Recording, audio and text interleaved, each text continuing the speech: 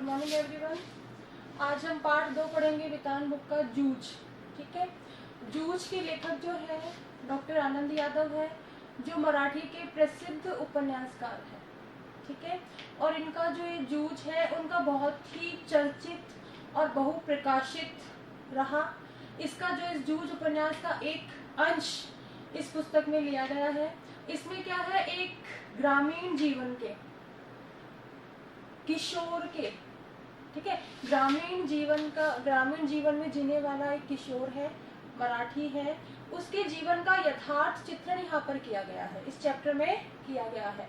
वो बालक ऐसा है कि हर स्थिति में वो पढ़ने की लालसा जो है उसके मन में है, और उस पढ़ने की लालसा की छटपटाहट, वो हर स्थिति में क्या है, पढ़ना चाहता है, उसके लिए छटपटाता है। उस छटपटाहट का मार्मिक वर्णन जो है इस पाठ में किया गया है। ठीक है,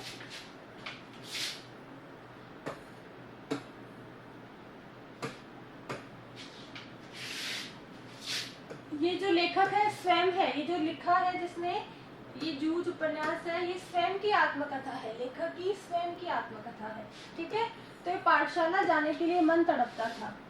लेखक खुद कह रहा है कि पाठशाला उसकी क्या है, किसी कारणवश बीच में छूट गई थी, इस कारण वापस पाठशाला जाने के लिए इसका मन तड़प रहा था। और इसने पहले 4वीं तक क्लास पास कर ली थी, लेकिन 5वीं क्लास पढ़ने के लिए 1 साल का गैप आ गया। अब 1 साल बाद 5वीं क्लास को 5वीं कक्षा को हर स्थिति में पढ़ना चाहता था। ठीक है, तो वो कह रहा है कि पाठशाला जाने के लिए उसका मन तड़पता था, लेकिन दादा, यहाँ पर दादा कौन है, इसके पापा। ठीक है, दादा के सामने खड़े होकर ये कहने की हिम्मत नहीं होती थी कि मैं पढ़ने जाऊंगा। डर लगता था कि हड्डी पसली एक कर देगा, उसको डर लगता था यदि मैंने अपने दादा को ये बात कही, पढ़ने की बात कही, तो वो मुझे बहुत मारेंगे, पीटेंगे। इसलिए मैं इस ताक में रहता था कि कोई दादा को समझा दे। हमेशा मतलब ताक इस भरोसे में रहता था, इस विश्वास में रहता था कि मेरे पढ़ने के लिए कोई दूसरा मेरे दादा को समझा दे कि इसको पढ़ने के लिए भेजो। मुझे इसका विश्वास था कि जन्म भर खेत में काम करते रहने पर भी हाथ कुछ नहीं लगेगा। उसको इस बात का पूरा विश्वास था कि मैंने अपना पूरा जीवन यदि खेती में लगा दिया है तो मुझे उससे कुछ भी नहीं मिलने वाला है, मेरे हाथ में कुछ भी नहीं आने वाला है। और लेखक क्या करना चाहता था, नौकरी के जरिए पैसे कमाना चाहता था, वो नौकरी करना चाहता था।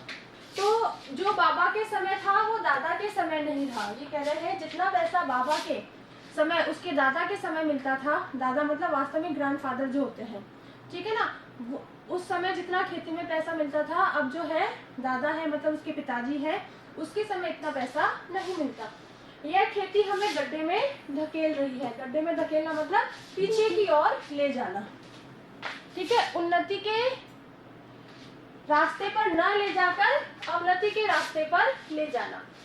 पढ़ जाऊंगा तो नौकरी लग जाएगी, 4 पैसे हाथ में रहेंगे। वो चाहता था नौकरी लग के मैं पैसे कमाऊं। तो उसकी क्या सोच थी कि नौकरी कब लगेगी, पढ़ने लिखने से लगेगी। ठीक है, तो वो पढ़ना चाहता था, नौकरी करना चाहता था, किसी भी हाल में वो पढ़ना चाहता था। क्या सोच थी उसकी कि यदि मैं पढ़ लिख जाऊंगा तो मेरी नौकरी लग जाएगी और 4 पैसे मेरे हाथ में आएंगे। विठोबा आना की तरह कुछ धंधा कारोबार किया जा सकेगा। उसके विठोबा आना जो चाचा थे वो क्या करते थे, पैसे से ही कुछ धंधा कारोबार करते थे। तो वो क्या सोच रहा था, नौकरी करके मैं भी कोई धंधा कर लूंगा, कोई कारोबार कर लूंगा। अंदर ही अंदर उसके इस तरह के विचार चलते रहते थे, यानी कि इस तरह की बातें वो सोचता रहता था। दिवाली बीत जाने पर महीना भर ईख पेरने का कोलू चलाना होता था। ईख पेरने का कोलू मतलब गन्ने का रस निकालने के लिए, कोलू मतलब उस बैल के साथ उसको यूं घुमाया जाता था, ठीक है ना, उसको घुमा घुमा कर उसका रस निकाला जाता था। तो वो कह रहे हैं कि दिवाली बीत जाने पर 1 महीना तक उनको क्या करना होता था, कोलू चलाना होता था। कोलू जरा जल्दी शुरू किया तो दादा की समझ से ईख की अच्छी खासी कीमत मिल जाती थी। दादा की क्या सोच थी कि यदि हमने कोलू जल्दी चलाना शुरू कर दिया होगा तो जैसे गुड़ उससे बनेगा तो क्या होगा, शुरू में क्या होगा, उसके भाव जो है उसके अच्छे पैसे हमको मिल जाएंगे। ये किसकी सोच थी, लेखक के दादा की। यह उसकी समझ कुछ हद तक सही भी थी। यहाँ पर जो लेखक है उसको दादा की सोच कुछ हद तक सही भी लगती थी। जब चारों ओर कोल्हू चलने लगते तो बाजार में गुड़ की बहुतायत हो जाती और भाव नीचे उतर आते। ठीक है, जब सब लोग उस क्षेत्र के सारे लोग जब कोल्हू चलाने लग जाते थे तो गुड़ क्या है बहुत ज्यादा मात्रा में निकलने लगता था। चारों तरफ उसकी ज्यादा मात्रा हो जाती थी। तो जब किसी भी चीज की, किसी भी प्रोडक्ट की ज्यादा मात्रा हो जाती है, उसकी क्वांटिटी जब बढ़ जाती है तो क्या होता है, उसके जो भाव होते हैं, उसके जो पैसे होते हैं वो कम हो जाते हैं। ठीक है, फिर क्या कह रहे हैं कि इसी तरह जब सब लोग एक साथ कोल्हू चलाते तो गुड़ की मात्रा बहुत हो जाती। ठीक है, बहुत ज्यादा मात्रा में वो हो जाता तो उसके भाव क्या होते, नीचे उतर आते। उस समय नंबर 1 और नंबर 2 का गुड़ बहुत आता और हमारे जैसे खेतों पर ही बनाए गए नंबर 3 के गुड़ को कौन पूछता। उस समय एक तो फर्स्ट नंबर पे गुड़ बहुत अच्छा, फिर उससे थोड़ा कम अच्छा, ये दोनों प्रकार के गुड़ बाजार में बहुत मात्रा में आ जाते। और जो लेखक था उसका गुड़ किस नंबर पर आता था, नंबर 3 पर। तो जब नंबर 1 और नंबर 2 का गुड़ मिल रहा है तो नंबर 3 का गुड़ कौन लेगा, कोई नहीं लेगा। ठीक है, बाकी के किसान दूसरे ढंग से विचार करते थे। इसके बाबा तो किस ढंग से विचार करते थे, यदि हमारा कोल्हू जल्दी शुरू हो गया और सबसे पहले गुड़ हमने पहुंचा दिया बाजार में, जब किसी और का गुड़ वहां पर नहीं आया है तो हमें हमारे गुड़ के भाव अच्छे मिल जाएंगे। ये तो उस लेखक के दादा की सोच थी। दादा यहाँ पर कौन है, लेखक के पिताजी। और दूसरों की क्या सोच थी, जो दूसरे लोग थे उनकी क्या सोच थी कि उनका ये विचार था कि यदि ईख को और कुछ दिन खेत में खड़ी रहने दिया जाए, यदि गन्ने की फसल को थोड़े दिन और खेत में खड़ा कर दिया जाए, देर से काटा जाए, तो क्या होता है, गुड़ जो है उसकी मात्रा ज्यादा निकलती है। देर तक खड़ी रहने वाली ईख के रस में पानी की मात्रा कम होती है और फिर रस क्या होता है, उसका गाढ़ा हो जाता है, जिसके कारण जो गुड़ है वो ज्यादा निकलता है। ठीक है, दूसरे लोगों की सोच समझ में आ गई। क्या सोच थी, यदि ईख की फसल को ज्यादा देर तक खेत में रहने दिया जाएगा तो उसमें जो पानी की मात्रा है वो कम हो जाएगी, उसका जो रस है वो गाढ़ा हो जाएगा और गुड़ क्या होगा, ज्यादा मात्रा में निकलेगा। तो ज्यादा गुड़ होगा तो ज्यादा पैसे मिलेंगे। ठीक है, ये तो दूसरे लोगों की सोच हो गई। तो लेकिन दादा की समझ से गुड़ ज्यादा निकलने की अपेक्षा भाव ज्यादा मिलना चाहिए, इसलिए सारे गांव भर में हमारा कोल्हू सबसे पहले शुरू होता था। दादा की सोच क्या थी, गुड़ ज्यादा मात्रा में निकले या ना निकले, पर उस गुड़ के भाव अच्छे मिल जाने चाहिए। इस सोच से क्या होता, उनका जो कोल्हू था वो सबसे पहले चलना शुरू हो जाता था। इसी कारण वो जो कोल्हू था वो इस वर्ष भी शुरू हुआ और हम उससे जल्दी निपट गए। मतलब उनका जो काम था गुड़ निकालने का वो जल्दी सलट गया, आगे के काम में लग गए। अब दूसरा जो काम था उसको करने में लग गए। सभी लोग धूप में लेटे हुए थे। एक बार क्या हुआ, सभी लोग धूप में लेटे हुए थे, माँ धूप में कंडे थाप रही थी। कंडे सब जानते हैं, गोबर से जो थापते हैं ना, वो बाल्टी में पानी भर भर कर उसे दे रहा था। वो क्या कर रहा था, किशोर क्या कर रहा था, बाल्टी से पानी भर भर कर अपनी माँ को दे रहा था। कुछ ना कुछ और दोनों काम करते करते आपस में बातचीत भी कर रहे थे। हम दोनों ही थे, इसलिए यह सोचकर कि बात माँ से कहनी चाहिए और मैंने अपनी पढ़ने की बात छेड़ दी। उस समय लेखक ने क्या सोचा कि इस समय माँ है और सिर्फ मैं हूँ, तो मैं अपने पढ़ने की बात माँ से कह सकता हूँ। यदि उसके दादा सामने होते तो वो अपनी बात नहीं कह पाता, तो उसने मौका देखकर अपने पढ़ने की बात अपनी माँ से छेड़ दी।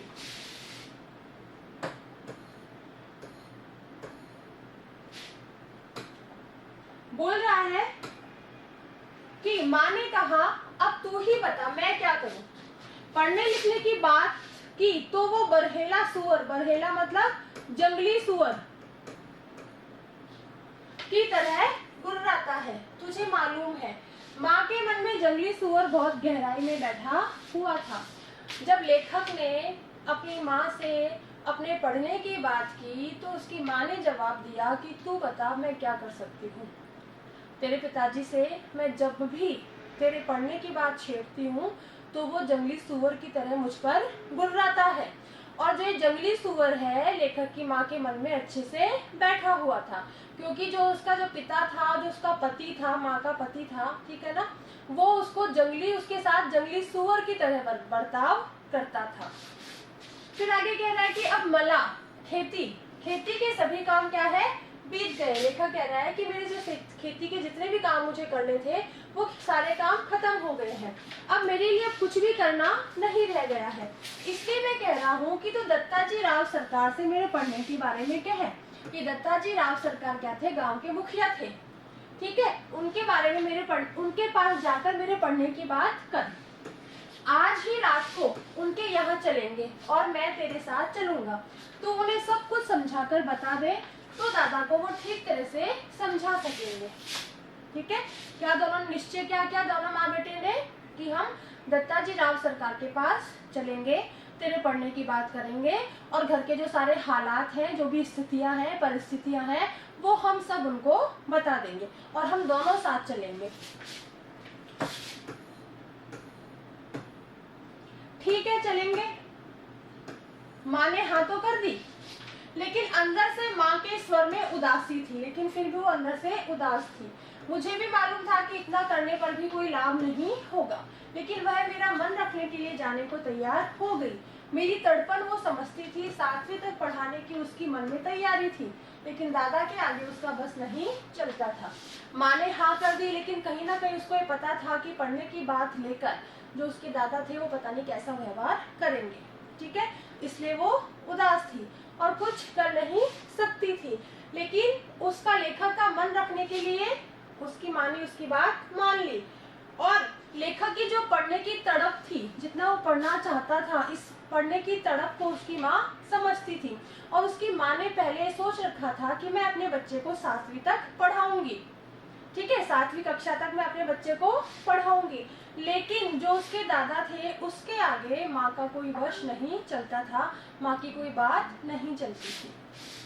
फिर आगे कह रहे हैं कि रात को मैं और माँ दत्ताजी राव देसाई के यहाँ पर चले गए। माँ ने दीवार के सहारे बैठकर दत्ताजी राव से सब कुछ कह दिया। वे भी इस बात से सहमत हो गए, ठीक है। माँ ने ये भी बताया कि दादा सारे दिन बाजार में रखमाबाई के पास गुजार देता है, खेती के काम में हाथ नहीं लगाता। उसकी माँ ने जाकर दत्ताजी राव को सारी बातें बता दी, पढ़ने के भी और लेखक के काम करवाने की भी, कि वो खेती में दिन भर काम करता है। और इस सारे हालात को दत्ताजी जो राव थे वो समझ भी गए। वो क्या कह रहे हैं कि उसके दादा क्या करते हैं, खेती के काम में तो क्या किया है, अपने बेटे को लगा दिया और खुद क्या करता है, सारे दिन भर जो दूसरी औरत थी रखमाबाई उसके पास रहता है और खेती में बिल्कुल भी हाथ नहीं बटाता है, मतलब लेखक की कोई भी सहायता नहीं करता है। माँ ने देसाई को ये विश्वास भी दिला दिया कि दादा को सारे गांव भर आजादी के साथ घूमने को मिलता रहे। उसके दादा क्या चाहते हैं कि मैं दिन भर पूरी आजादी के साथ बिना किसी बंधन के गांव में घूमता रहूं, ठीक है ना, आराम से ऐश करता रहूं, बस काम ना करूं। इसलिए क्या किया, उसने मेरा पढ़ना बंद कर मुझे खेती में जोत दिया है। इसलिए उसने क्या किया, अपने बेटे को पढ़ाई बंद करवा दी और खेती के काम में उसको लगा दिया। सुनते ही देसाई दादा चिढ़ गए और बोले आने दे अब उसी में, अच्छी तरह से सुनाता हूँ कि नहीं, अच्छी तरह देख। सारी बातें सुनकर देसाई जी ने क्या कहा, ठीक है वो ऐसा कर रहा है तो आने दे उसको, मैं उसको अच्छे से समझाऊंगा और अच्छे से सुनाऊंगा भी। कोई दिक्कत किसी को यहाँ तक? उठते उठते मैंने भी दत्ताजी राव से कहा अब जनवरी का महीना है, ठीक है, अब परीक्षा नजदीक आ गई है। मैं यदि अभी भी कक्षा में जाकर बैठ गया और पढ़ाई की दोहराई कर ली तो 2 महीने में 5वीं की सारी तैयारी हो जाएगी और मैं परीक्षा में पास हो जाऊंगा। जब वो उठकर जाने लगे तो लेखक ने भी दत्ताजी को क्या समझाया, जनवरी का महीना आया है, ठीक है ना, और परीक्षा कब होती है, अप्रैल में होती है। जो सरकारी बच्चे होते हैं उनकी परीक्षा अप्रैल में होती है। तो वो कह रहे हैं कि मेरे पास अभी 2 महीने है, यदि मैंने 2 महीने भी कक्षा में जाकर उसको दोहरा लिया, जो मतलब पढ़ा दिया गया है उसको वापस से पढ़ लिया, तो मैं कक्षा में पास हो जाऊंगा, मेरी सारी तैयारी मैं कर लूंगा और मैं कक्षा में पास हो जाऊंगा। इस तरह मेरा साल बच जाएगा, तो मेरा ये साल बर्बाद नहीं होगा, ये बच जाएगा। और अब खेती में ऐसा कोई काम भी नहीं है, मेरा पहले ही 1 वर्ष बेकार में चला गया है। कह रहा है कि खेती का भी पूरा काम खत्म हो गया है, पहले भी खेती की वजह से मेरा 1 वर्ष बेकार चला गया, 1 साल में पीछे हो गया। ठीक है, अब तुम दोनों अपने घर जाओ, जब वह आ जाए तो मेरे पास उसको भेज देना, और उसके पीछे से घड़ी भर बाद में तू भी आ जाना रे छोरा। वो कह रहे हैं ठीक है, तुम लोग अब जाओ, जब तुम्हारा दादा घर पे आ जाए उसको मेरे पास भेज देना, और उसके पीछे से थोड़ी देर बाद तू भी आ जाना। ये उन्होंने कह दिया लेखक को। अब हम जी कहकर खड़े हो गए, उनका ठीक है ये कहकर वो खड़े हो गए। उड़ते उड़ते हमने यह भी कहा कि हमने यहाँ आकर ये सारी बातें कही है, ये मत बता देना, नहीं तो हम दोनों की खैर नहीं है। माँ अकेली साग भाजी देने आई थी, यह बता देंगे तो अच्छा होगा। उड़ते उड़ते उन्होंने क्या कहा, उनको डर था कि यदि दादा को पता चल गया कि हमने जाकर ये जो शिकायत है वो देसाई से जाकर की है, तो क्या होगा, गुस्सा हो जाएगा और हम दोनों की खैर नहीं होगी, फिर तो पता नहीं वो हमारे साथ क्या करेंगे। तो उन्होंने देसाई जी को मना कर दिया कि हमने आपको ये सब बताया है, ये मत बताना। क्या कहना कि जो माँ है वो साग भाजी देने के लिए आई थी, ये बताना, ये उन्होंने कह दिया। ठीक है, मुझे जो करना है मैं करूंगा, देख उसके सामने ही तुझसे कुछ पूछूंगा, तो निडर होकर साफ साफ उत्तर देना, डरना मत। देसाई जी ने भी कह दिया ठीक है, कोई दिक्कत नहीं है, जैसा तूने कहा है वैसा ही करूंगा, लेकिन उसके सामने मैं तुझसे जो कुछ भी पूछूं उन बातों का बिना डरे मुझे उत्तर देना।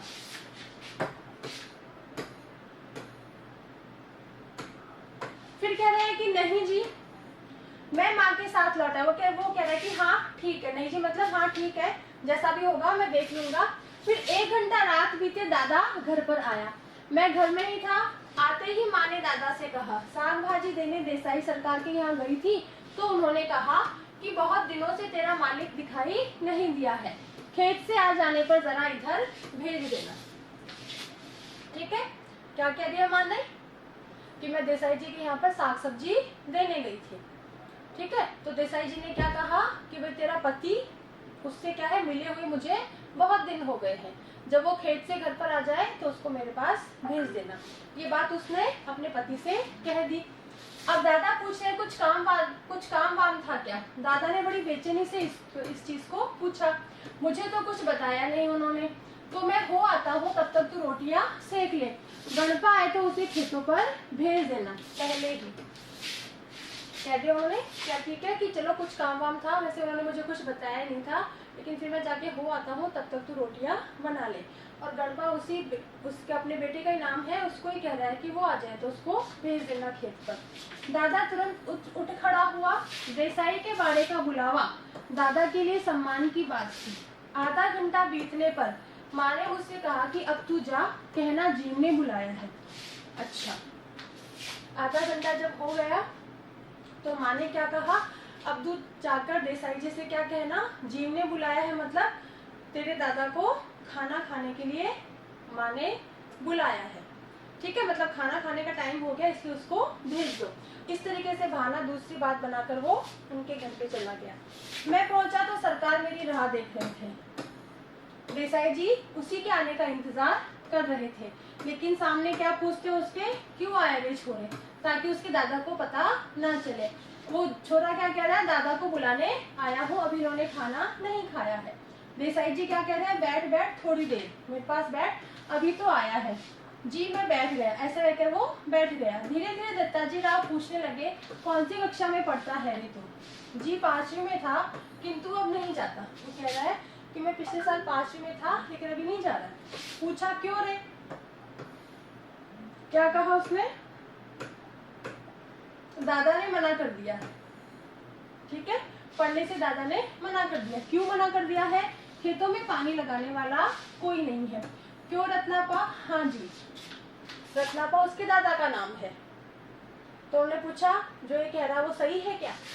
वो कह रहा है हाँ जी। फिर कह रहा है कि फिर तू क्या करता है। सरकार ने दादा से जिरह करना शुरू किया। जिरह मतलब बहस करना शुरू किया। तो सारा इतिहास बाहर निकल आया। तो सारी बातें देसाई जी के सामने आ गई। सरकार ने दादा पर खूब गुस्सा किया। उन्होंने दादा की खूब हजामत बनाई। ठीक है, किस बारे में गुस्सा किया कि तूने क्या किया, अपने बेटे की पढ़ाई को बीच में रुकवा कर उसको खेती के काम में लगा दिया है और तू खुद खेती नहीं करता है। तू सारे दिन भर गांव में मौज मस्ती करता रहता है। उस औरत के पास, रखमा बाई के पास सारा दिन गुजार देता है और अपने बेटे का भविष्य बर्बाद कर रहा है। इस तरह की सारी बातें सरकार ने, मतलब देसाई जी ने उसके पिता को सुनाई। देसाई के मल्ला खेत को छोड़ देने के बाद दादा का ध्यान किसी काम की तरफ भी नहीं रहा था। मन लगाकर वो खेत में श्रम भी नहीं करता है, फसल में लागत नहीं लगाता है। लुगाई और बच्चों को काम में जोत कर किस तरह खुद गांव भर में खुले सांड की तरह घूमता है और अब अपनी मस्ती के लिए किस तरह छोरा के जीवन की बलि चढ़ा रहा है, यह सब उन्होंने सुनाया। किसने सुनाया? देसाई ने। किसको? लेखक के दादा को। क्या क्या सुनाया? कि तू मन लगाकर खेत में काम नहीं करता है, ठीक है, फसल में पैसे नहीं लगाता है, लुगाई को, अपनी पत्नी को और बच्चों को खेत के काम में लगा दिया है, खुद खुले सांड की तरह। खुले सांड मतलब बंधनहीन व्यक्ति, जिसके ऊपर किसी प्रकार का कोई बंधन ना हो, ठीक है, बंधनहीन व्यक्ति। सॉरी, इसके ऊपर मात्रा नहीं आएगी। बंधनहीन व्यक्ति,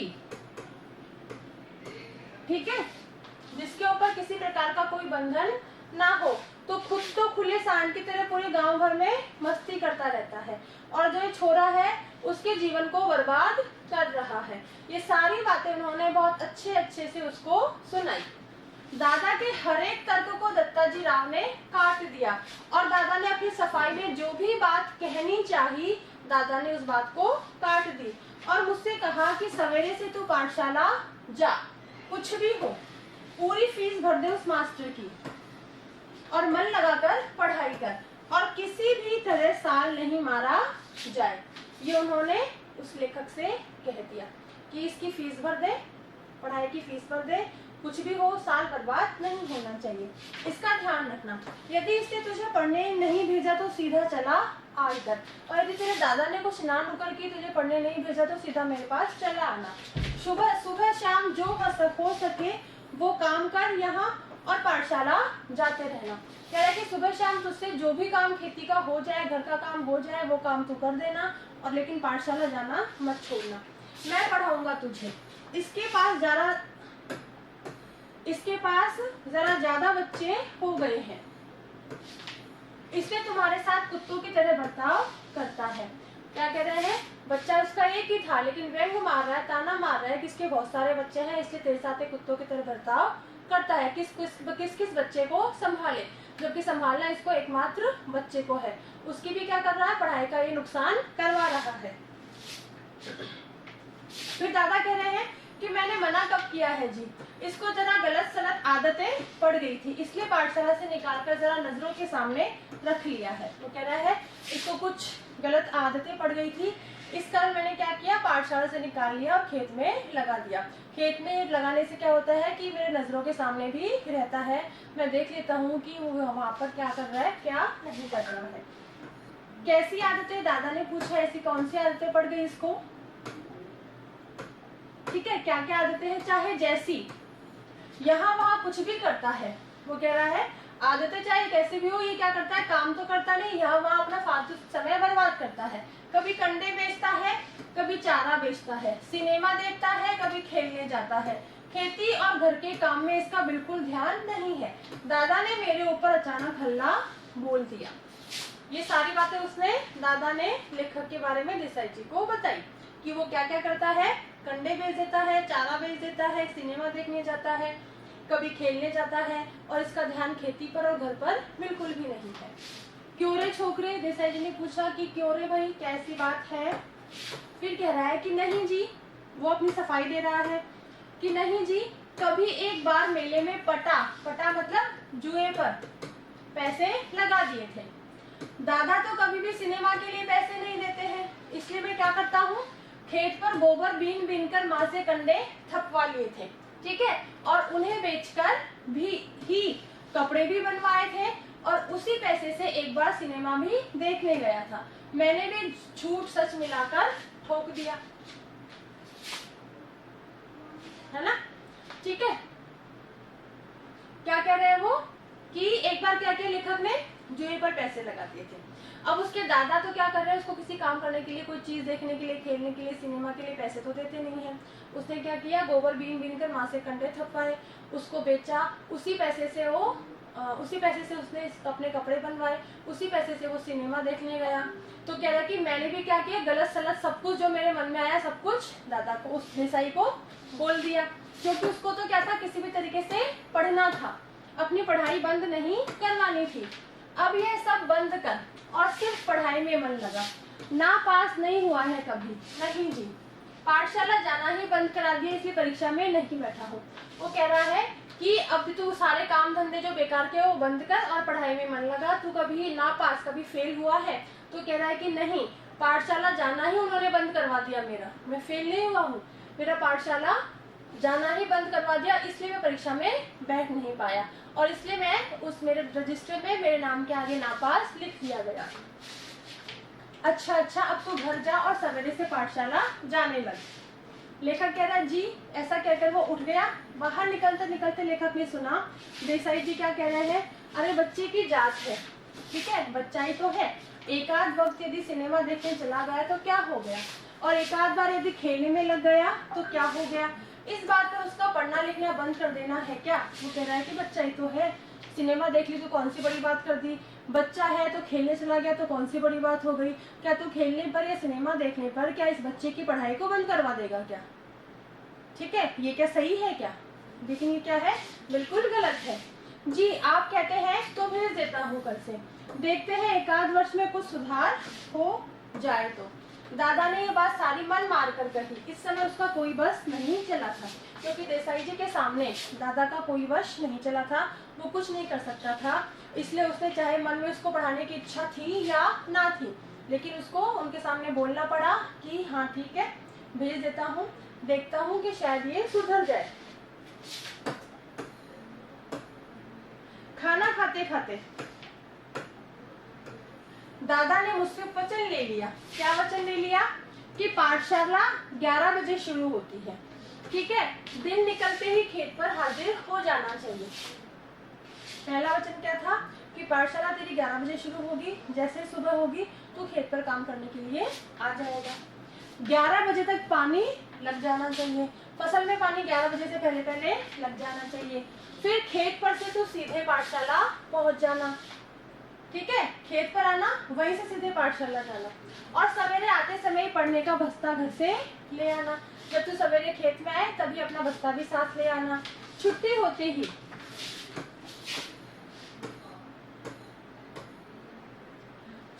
ही क्या करेगा? घर में बस्ता रखकर सीधे खेत पर आकर घंटा भर ढोर चराना। ढोर मतलब पशु, जो उसके पास गाय भैंसे जानवर थे उनको चराना। और कभी खेतों में ज्यादा काम हुआ तो पाठशाला में गैर हाजिरी लगाना। समझे? मंजूर है का? ये सारी शर्तें दादा ने अपने बेटे के सामने रख दी, ठीक है, और बोल रहे हैं कि तुझे चीजें सारी मंजूर है या नहीं, ये सब तुझे पढ़ने के साथ साथ करना पड़ेगा। क्या क्या करना पड़ेगा? क्या क्या करना पड़ेगा? और पक्षियों को चढ़ाना होगा 11 बजे से पहले, लेकिन पानी डालना और आने के बाद पक्षियों को चढ़ाना। हाँ, ठीक है ना। और जब ज्यादा काम हुआ तो पाठशाला भी नहीं जाना, वहां पर अपनी अनुपस्थिति दर्ज करवा लेना, भाई एब्सेंट हो गया, ठीक है। उस दिन जब ज्यादा काम हुआ खेत में तो तू पाठशाला नहीं जाएगा। हाँ, खेत में काम होगा तो गैर हाजिर रहना ही चाहिए। मैं ऐसे बोल रहा था, मानो मुझे सारी बातें मंजूर है, मन आनंद से उमड़ रहा था, ठीक है। उसने कह दिया कि ठीक है, खेत में ज्यादा काम होगा तो मैं गैर हाजिर हो जाऊंगा, पहले खेत का काम जरूरी है, पाठशाला बाद में चला जाऊंगा। वो कह रहे कि ऐसा लग रहा था जैसे मैंने सारी बातें मान ली हो, ठीक है, और मेरा जो मन था वो बहुत ही आनंद से उमड़ रहा था। मन में क्या था, मैं बहुत ही प्रसन्न हो रहा था कि मैं पाठशाला जाने लगूंगा। हाँ, इतना मंजूर हो तो पाठशाला जाना। नहीं तो ये पढ़ना लिखना किस काम का। मैं सवेरे शाम खेतों पर आता रहूंगा ना। बाबा को तसल्ली दे रहा है, ठीक है मैं सवेरे शाम खेतों पर आऊंगा ना, दिक्कत क्या है। हाँ, यदि नहीं आया किसी दिन तो देख गांव में जहाँ मिलेगा वही कुचलता हूँ कि नहीं तुझे। वो कह रहा है कि जिस दिन तू खेत में नहीं आया उस दिन तू मुझे गांव में जहाँ कहीं भी दिखाई देगा तुझे बहुत बुरी तरीके से मारूंगा, पिटूंगा। तेरे ऊपर पढ़ने का भूत सवार हुआ है, मुझे मालूम है। बैरिस्टर नहीं होने वाला है तू, क्योंकि कोई तू बैरिस्टर नहीं बनने वाला है। दादा बार बार कुरकुर कर रहा था, दादा बार बार बड़बड़ कर रहा था और मैं चुपचाप गर्दन नीची करके खाना खा रहा था। रोते धोते पाठशाला फिर से शुरू हो गई। गर्मी सर्दी हवा पानी वर्षा भूख प्यास आदि का कुछ भी ख्याल न करते हुए खेती के काम की चक्की में 11 से 5 बजे तक पिसते रहने से छुटकारा मिल गया। जब खेती में काम करता था तो वो गर्मी सर्दी हवा पानी वर्षा भूख प्यास सबको सहन करता था, ठीक है ना। इन सब की परवाह नहीं करता था और 11 से 5 बजे तक वो खेत की चक्की में मतलब खेत में काम करता रहता था। तो कह रहा कि चलो मुझे 11 से 5 बजे तक तो कम से कम खेत से छुटकारा मिल गया। उस चक्की की अपेक्षा मास्टर की छड़ी की जो मार है वो अच्छी लगती थी, उसे मैं मजे से सहन कर लेता था। कह रहा था खेत में काम करने से ज्यादा तो मास्टर जी की छड़ी खाना ज्यादा अच्छा है। दोपहर भर की कड़क धूप का समय पाठशाला की छाया में व्यतीत हो रहा था। गर्मी के 2 महीने आनंद में बीत गए। खेत में तो क्या करना होता था, दोपहर की जो बहुत कड़क धूप होती थी उसमें काम करना पड़ता था और उस कड़ी धूप में अब क्या है वो छाया में पाठशाला में छाया में बैठ रहा था, छाया में पढ़ रहा था। फिर से 5वीं में जाकर बैठने लगा, फिर से नाम लिखवाने की जरूरत नहीं पड़ी। 5वीं नापास की टिप्पणी नाम के आगे लिखी हुई थी, 5वीं फेल, ठीक है। ये जो रिमार्क था उसके आगे लिखा हुआ था वह 5वीं के ही हाजिरी रजिस्टर में लिखा रह गया था। पहले दिन कक्षा में गया तो गली के 2 लड़कों को छोड़कर कोई भी पहचान का नहीं था। जब पहले दिन कक्षा में गया तो सिर्फ उस कक्षा में वो 2 लड़कों को जानता था। मेरे साथ के सभी लड़के आगे की कक्षा में चले गए थे। मेरी अपेक्षा कम उम्र के और मैं जिन्हें कम अकल का समझता था उन्हीं के साथ अब बैठना पड़ेगा।